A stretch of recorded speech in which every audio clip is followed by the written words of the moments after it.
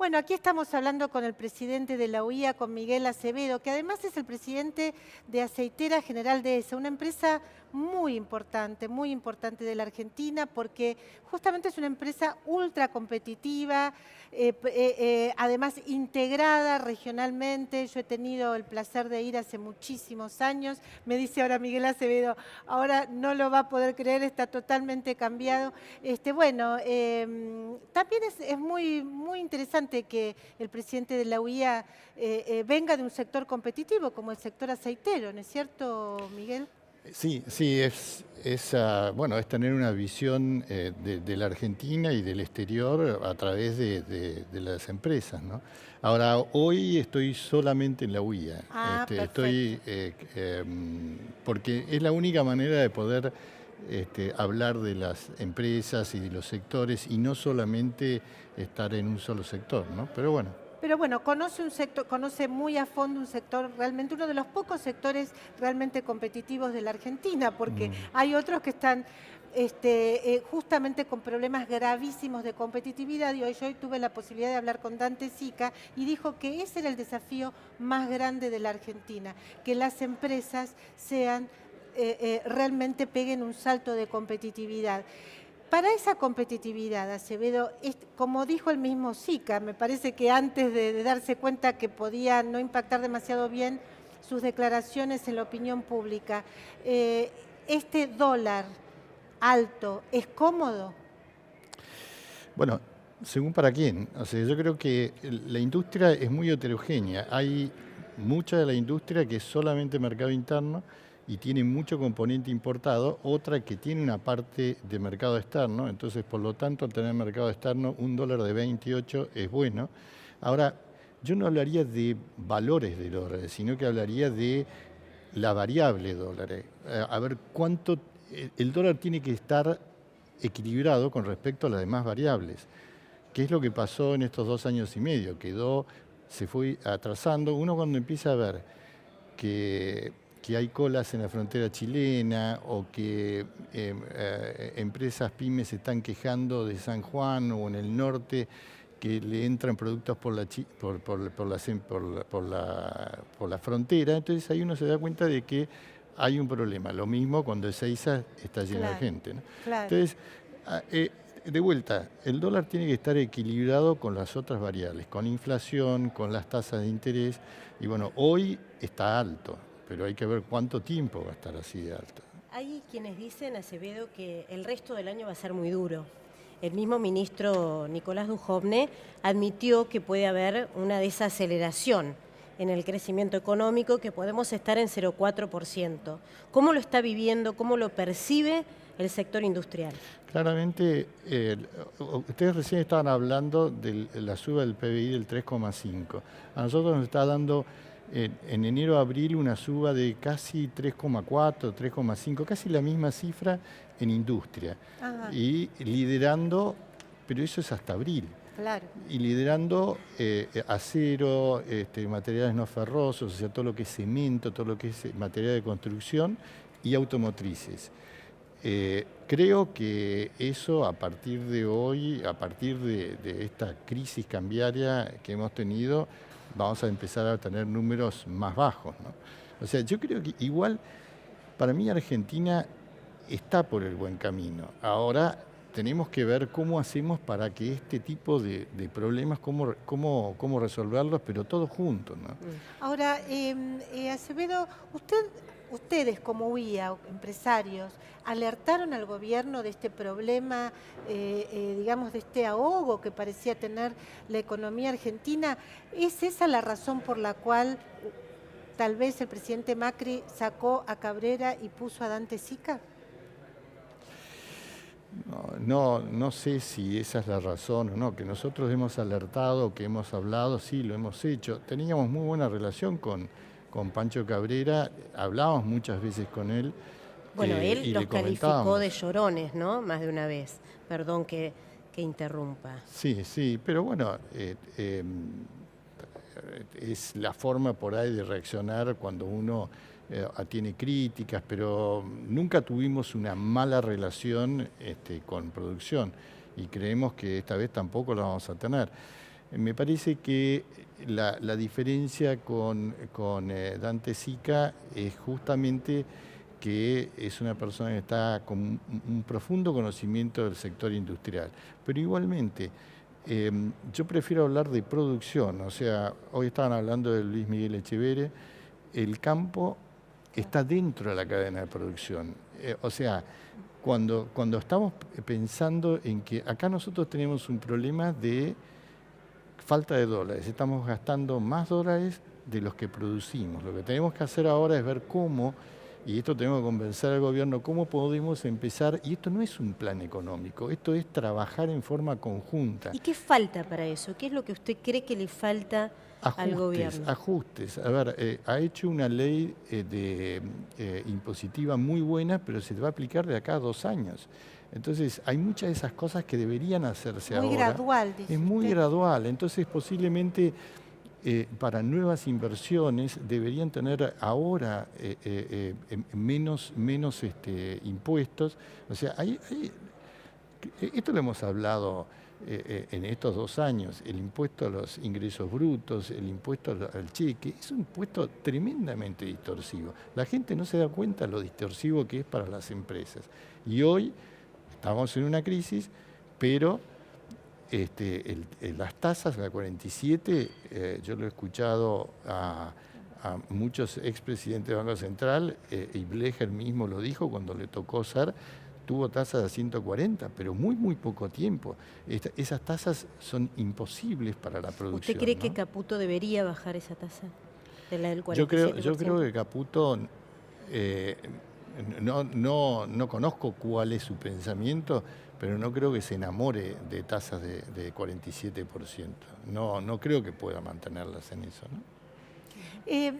Acevedo, ¿y qué es lo que pasa que tal vez no se ha encontrado un diálogo hasta ahora, por ejemplo, con el secretario de Comercio? Se quejan, hay quejas, incluso hasta Lilita Carrió se quejó de que hay supermercadistas que aumentan todo el tiempo los precios, más allá de... ¿Ese problema es real o forma parte de algún mito? La sociedad argentina tiende a buscar los culpables cuando se produce algo. El aumento de precios no es la causa del problema, es la consecuencia. O sea, si yo tengo tasas altas, si a mí la cadena de valor, esto estoy hablando de cualquier sector, se me empieza a alargar y en vez de pagarme a 60 días me empiezan a pagar a 90 o 120 días y yo tengo que pagar las quincenas, claramente tengo que aumentar algo y uno trata de aumentar precios. Me da la impresión... Hay que cubrirse, como se dice. Hay que generar caja para poder pagar. Uno trata... Me da la impresión de que hemos tenido una devaluación muy fuerte. Creo que no va a poder trasladarse a precios como se ha trasladado otras veces. O sea, vamos a estar en una... ¿Usted cree que no se va a trasladar a precios? Porque la gente, por ejemplo, en alimentos se está notando muchísimo, ¿no? Alimentos y bebidas, en algunos sectores, el traslado, en algunos sectores sí, pero después cuando yo hablo con mi gente o con el sector alimentos, estoy viendo de que no se está vendiendo como se estaba vendiendo antes. Claramente eso se va a retraer también. Qué grave. Claro, yo le preguntaba en el sentido de que este gobierno me parece que entró con el diagnóstico de que cuando se aumentan los precios es porque, digamos, no es porque el empresario es malo y, digamos, traía un diagnóstico normal. Ahora, después parece que no pudo manejar normalmente la coyuntura y terminó, digamos, acudiendo o creyendo relatos muy kirchneristas, por decirlo de algún modo, digamos. Sí, se convirtió en un kirchnerismo más fino. Pero ¿sí? A ver, es verdad, por ahí se trata de buscar enseguida un culpable de la devaluación o del aumento de precios, pero nunca es, yo no lo veo de esa manera. O sea, las cosas no son blanco y negro. O sea, nosotros tuvimos, al gobierno le tocó lidiar desde el principio con precios totalmente distorsionados. Recién ahora se están más o menos poniendo en claro, pero todavía no hay oferta y demanda. Y yo lo veo, ¿saben qué? En que antes uno hacía avisos en la televisión, había competencia entre productos, y eso todavía no lo estoy viendo. Muchas me dijeron, bueno, porque ahora hay otros medios como Facebook o las redes, pero tampoco ahí hay avisos en donde se diga que hay un mejor aceite o hay mejores calidades, o no se está todavía compitiendo en ese rubro, ¿no? Uno de los temas, así como mencionaba Silvia, ¿no? El tema de los precios, que es un reclamo de algunos sectores políticos cercanos al gobierno y de muchos ciudadanos, ¿no? Que de pronto van a las góndolas y encuentran que sale más caro en una semana la leche o el pan o los fideos, lo que sea. El otro reclamo que me parece que hay, de alguna manera, al empresariado, no digo específicamente a la Unión Industrial Argentina, pero al empresariado sí, es la falta de inversiones, ¿no? El gobierno anunció muchas veces desde el comienzo de su mandato que venía una lluvia de inversiones que hasta ahora no parece haberse visto. No, pero yo creo que eso sí es un error del gobierno. O sea, el gobierno pensó de que el solo hecho de cambiar y venir un gobierno distinto o un partido distinto iba a cambiar toda la situación, y eso no es así. Yo creo que ahí ha faltado, perdón, no es solamente el gobierno, nosotros mismos también pensamos que el cambio de gobierno alcanzaba, pero es que uno no se dio cuenta de la profundidad de la crisis. O sea, cuando se empieza a hablar con el exterior puede tener mejor o mayor simpatía por este gobierno, pero los contratos fueron rotos infinidad de veces, desde el 2001 en adelante, ¿no? O sea, con el gas con Chile, en energía, en pagos, con la deuda externa, con los bonos. Entonces, todo eso significa... Eso es perder credibilidad, y si gana esa credibilidad cuesta muchísimo volverla a ganar. Entonces, las inversiones van a venir de a poco, y yo sí tengo en la idea de que la primera inversión que va a venir es la local.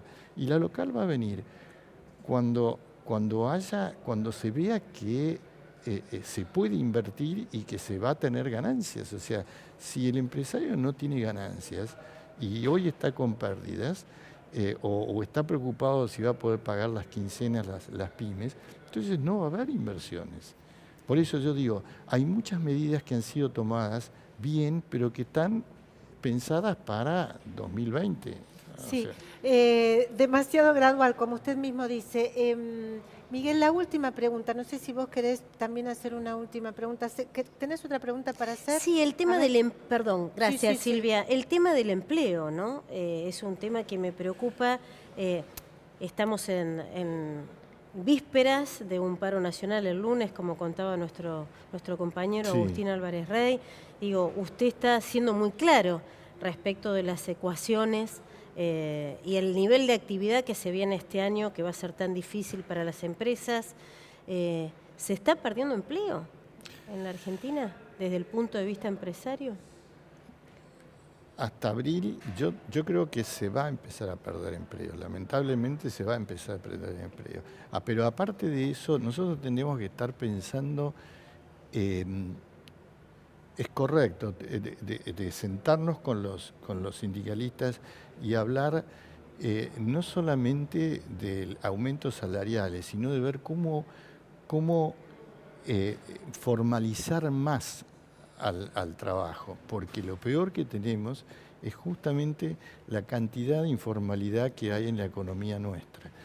Mucho de eso se debe principalmente a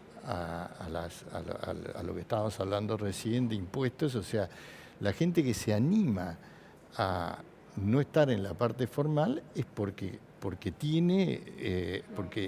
la ganancia por no pagar impuestos es más es mejor que estar en blanco. el estar en blanco. Sí, sobre todo en el caso de las pymes, clarísimo. Es así, es así. Miguel, la última pregunta. ¿Cree que estas medidas, esta crisis que padecimos y esta decisión de ir al Fondo Monetario, le dan un nuevo plafón de credibilidad para arrancar, digamos, una segunda etapa tal vez más realista, tal vez menos gradual? Yo creo que esta segunda etapa va a ser mucho más realista y sí, por supuesto, es una buena medida, es tener reservas que le va a permitir al gobierno y a Caputo principalmente moverse diferente, de otra manera, más seguro, con el frente externo. Y más que no lo hemos hablado, en un frente externo en donde tenemos, yo he estado en el B20 en París, en Washington y también en Ginebra con la OIT, y hay que ver las peleas entre los europeos y los americanos y los distintos, y esas son peleas por valor agregado, por cuotas de trabajo, y eso es lo que tenemos que darnos cuenta nosotros. A mí me encanta que estemos hablando de una apertura inteligente, pero la apertura es una herramienta. Eso hay que tenerlo en cuenta. Hay que hacer acuerdos y negociar bien esos acuerdos, porque si no, vamos a estar a la cola del mundo. Ese es el grave problema. Bueno, interesantísimo escucharlo, Miguel Acevedo, presidente de la UIA. Me parece que ha sido realmente muy claro y un enorme aporte para pensar, bueno, esta nueva etapa que viene en el gobierno. Le agradecemos, Miguel, y seguimos aquí en Crónica.